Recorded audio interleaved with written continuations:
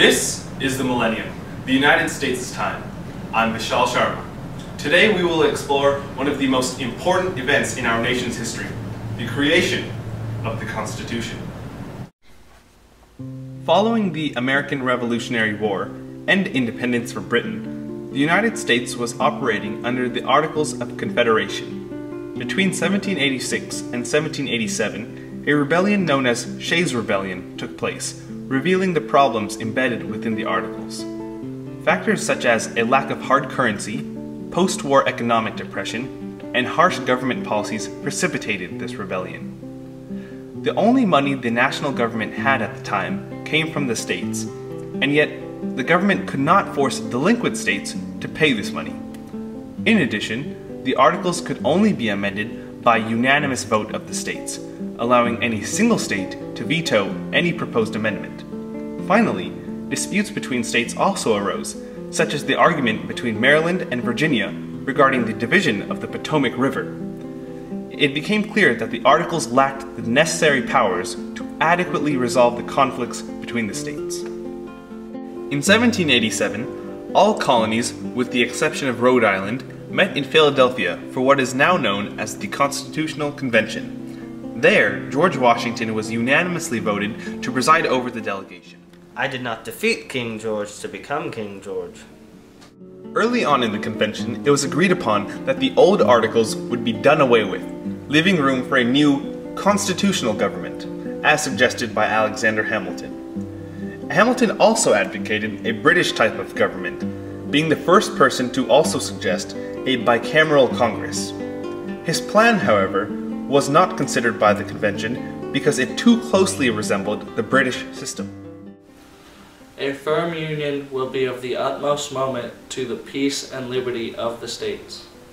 At this time, Thomas Jefferson, the minister to France, was making sure that the French would not take the Mississippi River. Although not present at the convention, he certainly trusted the delegates to build the foundation for a strong national government. It was indeed a gathering of demigods. At the convention, James Madison proposed his large state plan, the Virginia Plan, where states would be represented in the Congress based on population. Opposing this plan was William Paterson, who advocated the small state plan, also known as the New Jersey Plan. To resolve this conflict, the Connecticut delegation proposed the Connecticut Compromise.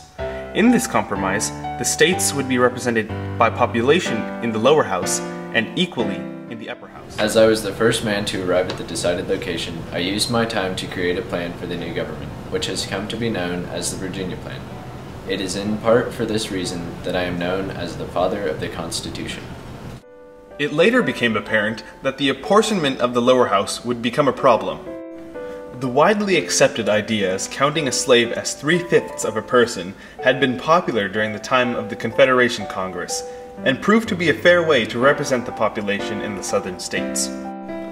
The delegates also questioned whether there would be a single person for the executive position or a board of 3. Seeing that George Washington would be the first president, a very trustworthy man, it calmed the fears of the convention and they decided to keep it a single person. The last issue arose concerning the election of the president. Delegates feared a direct election for 2 reasons. First, they believed that news would travel much too slowly to reach people in time for the election. And second, they believed that people would only vote for a candidate of their region. This problem was resolved with the Electoral College. State delegates would vote as a block for a candidate, and if no majority was reached, then the House would elect the president. At this time, the large states did not like the Connecticut Compromise, believing that the small states were given too much power. Benjamin Franklin made 2 important modifications to the compromise, which then led to an overall agreement. He added that revenue bills must originate from the House, and also specified that each state would get 1 vote, and each state would have multiple senators. There are several parts of this Constitution which I do not at present approve, but I am not sure that I shall never approve them. I doubt too whether any other convention we can obtain may be able to make a better Constitution.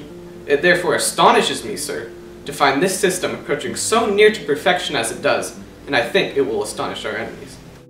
2 strong factions erupted in response to the Constitutional Convention. The Federalists, notably Alexander Hamilton, James Madison, and John Jay, wrote the Federalist Papers, convincing states to ratify the Constitution. The opposing party was the Anti-Federalists. Among them were Patrick Henry, Samuel Adams, and George Mason. Henry wrote the Anti-Federalist Papers, arguing that a stronger national government would threaten the sovereignty, prestige, and rights of states and individuals.